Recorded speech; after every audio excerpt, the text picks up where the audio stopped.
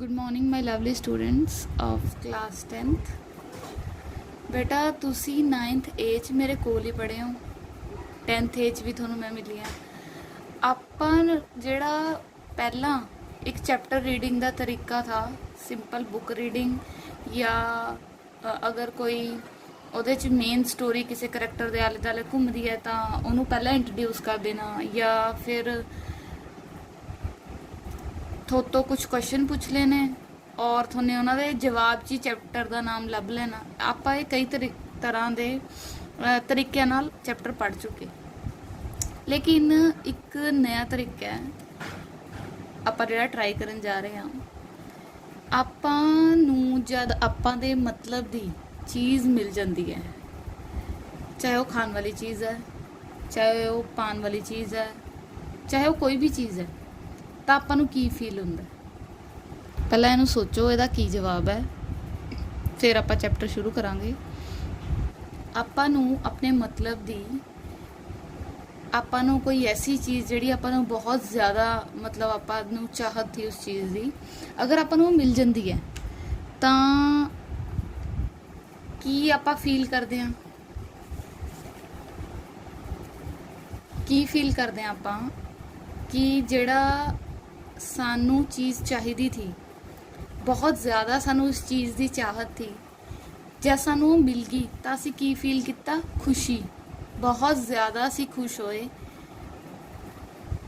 और उस खुशी की की वजह, उहदे पीछे की सीक्रेट है, यही थोड़ा चैप्टर है द सीक्रेट ऑफ हैप्पीनैस।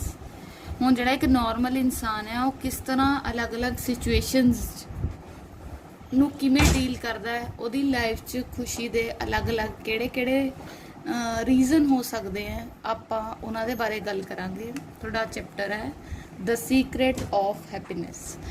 हुण आपां जिहड़ा इस वीडियो च इस वर्कशीट नूं लैके इस हफ्ते सिर्फ हाफ चैप्टर कवर करांगे, हाफ चैप्टर नैक्सट वीडियो यानी कि नैक्सट वीक कवर करांगे। जिहड़ा ये चैप्टर है द सीक्रेट ऑफ हैप्पीनैस, ਇਹਦੇ 'ਚ ਆਪਾਂ ਦੇਖਦੇ ਹਾਂ ਵੀ ਇਨਸਾਨ ਦੀ ਜਿਹੜੀ ਅਸਲ ਲਾਈਫ ਹੈ ਉਹ ਸ਼ੁਰੂ ਹੀ ਜਦ ਹੁੰਦੀ ਹੈ ਜਦ ਇਨਸਾਨ ਸੋਚਣਾ ਸ਼ੁਰੂ ਕਰਦਾ ਹੈ। ਉਹਦੀ ਸੈਲਫ ਰਿਅਲਾਈਜੇਸ਼ਨ ਹੁੰਦੀ ਹੈ ਜਿਹੜੀ ਜਦੋਂ ਆਪਣੇ ਆਪ ਨੂੰ ਜਾਣਨਾ ਸ਼ੁਰੂ ਕਰਦਾ ਹੈ। ਉਹ ਕਦੋਂ ਹੁੰਦਾ ਹੈ? ਜਦੋਂ ਉਹ ਸੋਚਣਾ ਸ਼ੁਰੂ ਕਰਦਾ ਹੈ, ਆਪਣੇ ਆਪ ਨੂੰ ਸਮਝਣਾ ਸ਼ੁਰੂ ਕਰਦਾ ਹੈ, ਤਾਂ ਕੀ ਹੁੰਦੀ ਹੈ? ਸੈਲਫ ਰਿਅਲਾਈਜੇਸ਼ਨ, ਆਤਮਿਕ ਗਿਆਨ ਹੁੰਦਾ ਉਹਨੂੰ ਇਸ ਚੀਜ਼ ਦਾ। ਹੁਣ ਜਿਹੜਾ ਰਾਈਟਰ ਹੈ ਉਹ ਇੱਕ ਇਨਸੀਡੈਂਟ ਮੈਂਸ਼ਨ ਕਰਦਾ ਹੈ कि एक बार ਉਹਦਾ एक दोस्त था, वो कॉलेज च इकट्ठे पढ़ते होंदे थे, दोनों स्टूडेंट्स थे। हुण वो की था जिहड़ा ਉਹਦਾ फ्रेंड था, वो जिहड़ी स्पोर्ट्स थी ਉਹਦੇ 'ਚ ਤਾਂ बहुत अच्छा था, बहुत एक्सैप्शनल ਉਹਦਾ ਜਿਹੜੀ परफॉर्मेंस थी, बहुत अच्छा प्लेयर। लेकिन जब ਉਹਦਾ पढ़ाई की गल आती थी तो वो बिल्कुल जीरो हो जाता था। तो हुण पोइट ने जिहड़ा राइटर है वो गल करदा है कि एक दिन की होया अचानक जब वो अपने साइकोलॉजी यानी कि मनोविज्ञान ਜਿਹੜੀ ਸਾਡੀ अंदर साडा दिमाग है, साडे अंदर जिहड़ा दिमाग है ਉਹਦੀ ਜਿਹੜੀ ਇੱਕ अलग साइकोलॉजी है, ਉਹਦੇ मन च की चल रहा इंसान दे, ਉਹਦੇ ਉਹ क्लास 'ਚ बैठा था। तो उत्थे उन्हें जद प्रोफैसर दियां गल्लां सुनियां तो प्रोफैसर साहब उत्थे की दस रहे होंदे हैं भी इंसान दे अंदर शक्तियां बहुत हैं, ਉਹ ਸ਼ਕਤੀਆਂ ਦਾ ਢੇਰ ਹੈ ਉਹਦੇ ਅੰਦਰ, ਲੇਕਿਨ ਕੀ ਹੈ ਉਹ ਇਹਨਾਂ ਸ਼ਕਤੀਆਂ ਨੂੰ ਇਸਤੇਮਾਲ ਨਹੀਂ ਕਰਦਾ। ਇੱਕ ਐਵਰੇਜ ਬੰਦਾ ਆਪਣੇ ਸਿਰਫ 20% ਓਨਲੀ 20% ਮਾਈਂਡ ਨੂੰ ਇਸਤੇਮਾਲ ਕਰਦਾ ਹੈ, ਜਦ ਅਗਰ ਉਹ ਆਪਣੇ ਇਹ ਜਿਹੜਾ ਦਿਮਾਗ ਦੇ ਸਿਰਫ 5ਵੇਂ ਹਿੱਸੇ ਨੂੰ ਇਸਤੇਮਾਲ ਕਰਨ ਦੀ ਬਜਾਏ ਸਾਰੇ ਦਿਮਾਗ ਦੇ 50% ਹਿੱਸੇ ਨੂੰ ਇਸਤੇਮਾਲ ਕਰੇ ਤਾਂ ਉਹ ਕਿੰਨਾ ਪ੍ਰੋਗਰੈਸ ਕਰੇ। ਕਹਿੰਦੇ अगर एक ਆਪਾਂ ਕਾਗਜ਼ ਦੀ ਉਹ ਐਗਜ਼ਾਮਪਲ ਦਿੰਦਾ ਪ੍ਰੋਫੈਸਰ ਕਿ ਅਗਰ ਕਾਗਜ਼ ਨੂੰ ਆਪਾਂ ਧੁੱਪੇ ਰੱਖ ਦਈਏ ਤਾਂ ਉਹਨੂੰ ਅੱਗ ਲੱਗ ਜਾਂਦੀ ਹੈ? ਨਹੀਂ। ਜਦ ਆਪਾਂ ਉਹਦੇ ਪਰ ਮਾਈਕਰੋਸਕੋਪਿਕ ਗਲਾਸ ਰੱਖਦੇ ਹਾਂ ਤਾਂ ਕੀ ਹੁੰਦਾ? ਉਹ ਬਿਲਕੁਲ ਜਦ ਕਿਰਨਾਂ ਸਿੱਧੀਆਂ ਉਸ ਕਾਗਜ਼ ਪਰ ਪੈਂਦੀਆਂ ਤਾਂ ਉੱਥੇ ਉਹ ਜਲ ਕੇ ਕਾਲਾ ਗੋਲਾ ਬਣ ਜਾਂਦਾ। ਤਾਂ ਉਹ ਇਸ ਚੀਜ਼ ਨੂੰ ਸਮਝਾਉਣਾ ਚਾਹੁੰਦਾ ਹੈ ਕਿ ਜਿਹੜੀਆਂ ਤੁਹਾਡੇ ਅੰਦਰ ਦੀਆਂ ਸ਼ਕਤੀਆਂ ਉਹਨਾਂ ਨੂੰ ਕੇਂਦਰਿਤ ਕਰੋ और करके एक जगह उन्होंने फोकस करो तो जरूर तुसी सफल होंगे। तो जिहड़ा राइटर का दोस्त बैठा हुंदा है उन्होंने इस गल की समझ आ जाती है कि जिहड़ा प्रोफैसर है वो की कह रहा है। उन्होंने हुण तक की जिहड़ी अपनी असफलता का कारण मिल जाता है, ਉਹਦੀ ਸੈਲਫ ਰਿਅਲਾਈਜੇਸ਼ਨ ਹੁੰਦੀ ਹੈ ਵੀ ਅੱਜ ਤੱਕ ਉਹ ਅਸਫਲ ਕਿਉਂ ਹੋ ਰਿਹਾ ਥਾ।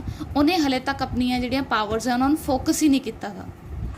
ਤਾਂ ਉਹ ਖੜਾ ਹੋ ਕੇ ਆਪਣੀ ਕਲਾਸ 'ਚ ਚਿਲਾਉਣ ਲੱਗ ਜਾਂਦਾ ਹੈ, ਮੈਂ ਸਮਝ ਗਿਆ, ਮੈਂ ਸਮਝ ਗਿਆ। ਕੀ ਸਮਝ ਜਾਂਦਾ ਉਹ ਸੈਲਫ ਰਿਅਲਾਈਜੇਸ਼ਨ ਉਹਨੂੰ ਹੁੰਦੀ ਹੈ ਕਿ ਹੁਣ ਤੱਕ ਜਿਹੜੀਆਂ ਉਹਦੀਆਂ ਅਸਲ ਪਾਵਰਸ ਥੀਆਂ ਉਹਨਾਂ ਨੂੰ ਉਹਨੇ ਹਲੇ ਤੱਕ ਕੇਂਦਰਿਤ ਨਹੀਂ ਕੀਤਾ ਤਾ। ਔਰ ਇਸ ਤੋਂ ਬਾਅਦ ਕੀ ਹੁੰਦਾ ਹੈ, ਉਹ ਆਪਣੇ ਆਪ ਨੂੰ ਐਮਪਾਵਰ ਕਰਦਾ ਹੈ, ਆਪਣੀਆਂ ਸ਼ਕਤੀਆਂ ਨੂੰ ਇਕੱਠਾ ਕਰਦਾ ਹੈ। ਇਕੱਠਾ ਕਰਕੇ ਜਿਹੜੀ ਉਹਦੀ ਲਾਈਫ ਹੁੰਦੀ ਹੈ ਉਹ ਪੂਰੀ ਤਰ੍ਹਾਂ ਬਦਲ ਜਾਂਦੀ ਹੈ। ਉਹਦੀਆਂ ਜਿਹੜੀਆਂ ਸਫਲਤਾ ਦੀਆਂ ਸੰਭਾਵਨਾਵਾਂ ਹੈ, ਜਿਹੜੀ ਉਹਦੀ ਸਕਸੈਸ ਦੀ ਜਿਹੜੀ ਰੇਸ਼ੋ ਹੈ ਉਹ ਆਪਣੇ ਆਪ ਚੇਂਜ ਹੋ ਜਾਂਦੀ ਹੈ। ਉਹ ਹਰ ਕੰਮ 'ਚ ਸਫਲ ਹੋ ਜਾਂਦਾ ਹੈ ਜਿਹਦੇ 'ਚ ਉਹ ਢਿੱਲ ਦੇ ਰਿਹਾ ਥਾ, ਜਿਹਦੇ 'ਚ ਉਹ ਖੁਦ ਹੀ ਸੀਰੀਅਸ ਨਹੀਂ ਹੋ ਰਿਹਾ ਥਾ। ਤਾਂ ਕੀ ਹੈ, ਉਹਦਾ ਮਾइंड ਸੈਟ ਥਾ ਜਿਹੜਾ ਉਹ ਟੋਟਲੀ ਚੇਂਜ ਹੋ ਗਿਆ। ਸਿਰਫ ਉਹ ਸਬਜੈਕਟ ਦੀ ਕਲਾਸ ਅਟੈਂਡ ਕਰਦੇ ਹੋਏ ਉਹਨੂੰ ਰਿਅਲਾਈਜ਼ ਹੋ ਗਿਆ। ਸੈਲਫ ਰਿਅਲਾਈਜੇਸ਼ਨ ਇਹਦਾ ਮੋਟਿਵ ਹੈ। ਸੈਲਫ ਰਿਅਲਾਈਜੇਸ਼ਨ ਉਹਦੀ ਹੈਪੀਨੈਸ ਦਾ ਕਾਰਨ ਬਣੀ, ਜਿਹੜੀ ਉਹਨੂੰ ਸਕਸੈਸ ਨਹੀਂ ਮਿਲ ਰਹੀ ਸੀ ਉਹ ਮਿਲਣ ਦਾ ਕਾਰਨ ਬਣੀ। ਹੁਣ ਨੈਕਸਟ ਪੁਆਇੰਟ ਜਿਹੜਾ ਮੈਨੇ ਜਿਸ 'ਚ ਇਹਨੂੰ ਉਹ ਕਰਿਆ ਐਕਸਪਲੇਨ ਕਰਿਆ ਇਹ ਥੀ ਡਾਇਨਾਮਿਕਸ ਆਫ ਸੈਲਫ ਰਿਅਲਾਈਜੇਸ਼ਨ। ਹੁਣ ਹੈ you are greater then you think. ਹੁਣ ਇੱਕ ਇਨਸਾਨ ਦੀ ਆਪਣੇ ਬਾਰੇ ਜਿਹੜੀ ਸੋਚ ਹੁੰਦੀ ਹੈ ਉਹ ਹਮੇਸ਼ਾ ਆਪਣੇ ਆਪ ਨੂੰ ਘੱਟ ਸਮਝਦਾ ਹੈ, ਲੇਕਿਨ ਇਨਸਾਨ ਦੇ ਜਿਹੜੀ ਅੰਦਰ ਪਾਵਰਸ ਹੈ ਉਹ ਉਸ ਤੋਂ ਜ਼ਿਆਦਾ ਹੈ। ਇੱਕ ਇਨਸਾਨ ਸਿਰਫ ਆਪਣੀ ਥਰੂ ਆਊਟ ਲਾਈਫ 'ਚ ਓਨਲੀ 20% ਹਰ ਸਿਚੁਏਸ਼ਨ 'ਚ ਆਪਣਾ ਮਾइंड ਹੈ ਜਿਹੜਾ ਉਹ 20% ਇਸਤੇਮਾਲ ਕਰਦਾ ਹੈ। ਜਿਹੜਾ 20% ਮਾइंड ਤੋਂ ਇਲਾਵਾ ਮਾइंड ਹੈ ਉਹ ਜਿਹੜਾ ਪੈਸਿਵ ਪਿਆ ਰਹਿੰਦਾ। ਔਨ ਐਵਰੇਜ ਜਿਹੜਾ ਇੱਕ ਆਮ ਇਨਸਾਨ ਹੈ, ਇੱਕ ਨੋਰਮਲ ਵਿਅਕਤੀ ਹੈ, ਉਹ ਆਪਣੇ ਦਿਮਾਗ ਦਾ 5ਵਾਂ ਹਿੱਸਾ ਸਿਰਫ ਇਸਤੇਮਾਲ ਕਰ ਰਿਹਾ ਹੈ। ਔਰ ਕੀ ਹੈ ਉਹ ਨੋਰਮਲ ਦੇਖੋ ਇੰਜੀਨੀਅਰਸ ਵੀ ਹੈ ਸਾਡੇ ਵਰਲਡ 'ਚ, ਸਾਡੇ ਦੇਸ਼ ਦੀ ਐਗਜ਼ਾਮਪਲ ਲੈ ਲਓ, ਹਰ ਤਰ੍ਹਾਂ ਦੇ ਡਾਕਟਰ ਵੀ ਹੈ। ਇਹ ਸਾਰੇ ਐਵਰੇਜ ਔਨ ਐਵਰੇਜ मतलब अपने दिमाग का इस्तेमाल करके अच्छी पोस्ट पर बैठे हैं।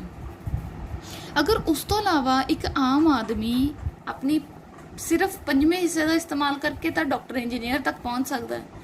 अगर वो अपनी टोटल दिमाग नूं 50% इस्तेमाल करता है तो वो कित्थे पहुँचूगा, इस चीज़ नूं इमेजिन करके देखो। तो राइटर इस चीज़ की तरफ इशारा करता है भी थोड़े अंदर जिहड़ियां छुपियां हुई शक्तियां थोने उन्होंने लभना है, उन्होंने फोकस करना है। जिहड़ा थोड़ा दिमाग है उन्होंने तुसी डिवेलप कर सकते हो चला के। अगर वो पैसिव पिया रहूगा, जिवें आपां कहंदे आ ना लोहे नूं पए पए जंग लग जूगी। मैं अपने क्लास 'च बच्चों नूं हसाउण वास्ते कहंदी हुंदी आ, इहनूं दिमाग नूं इस्तेमाल कर लो, इहनूं जंग लग जूगी। फॉर अ चेंज बच्चे हंसते भी हैं, लेकिन इस चीज़ की तरफ ध्यान देना भी ज़रूरी है कि दिमाग नूं इस्तेमाल करते रहोगे डिवेलप होऊगा। आए नहीं हुंदा जी साडा तां दिमाग घट है, सानू तां समझ नहीं आंदा या साडे याद नहीं हुंदा।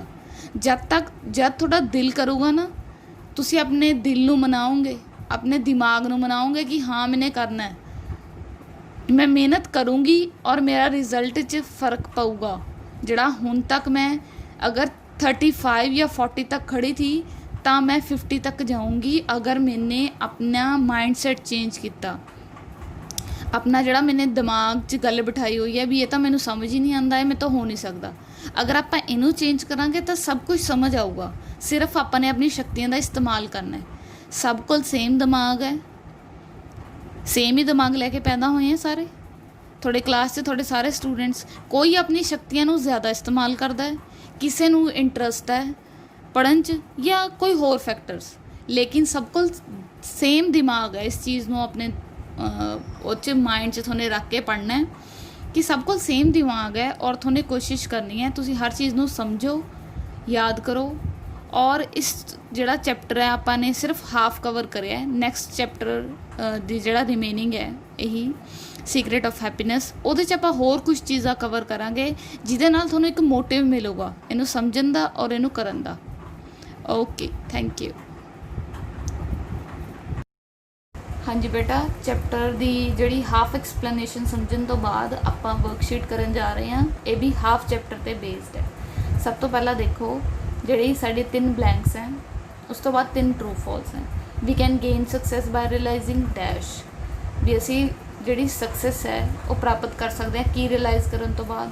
ਦ professor gives the example of, example ਕਾਹਦੀ ਦਿੰਦੇ ਆ professor, the great success of a person in his life is to use dash. ਉਹ ਜਿਹੜੀ ਸਕਸੈਸ ਪ੍ਰਾਪਤ ਕਰ ਸਕਦਾ ਇੱਕ ਇਨਸਾਨ, ਉਹ ਕਿਹਨੂੰ ਇਸਤੇਮਾਲ ਕਰਕੇ ਕਰ ਸਕਦਾ ਹੈ। The chapter secret of happiness is written by Norman Vincent. True ਜਾਂ ਫਾਲਸ ਦੱਸਣਾ ਹੈ। An average person uses only 50% of his mind. ਕੀ ਆਪਾਂ ਨੇ ਚੈਪਟਰ 'ਚ 50% ਮਾਈਂਡ ਦੀ ਗੱਲ ਕੀਤੀ ਸੀ। ਟਰੂ ਜਾਂ ਫਾਲਸ ਦੱਸਣਾ ਹੈ। Self realisation can change failure into success. ਇਹ ਤੁਹਾਨੂੰ ਦੱਸਣਾ ਵੀ ਇਹ ਟਰੂ ਜਾਂ ਫਾਲਸ ਹੈ।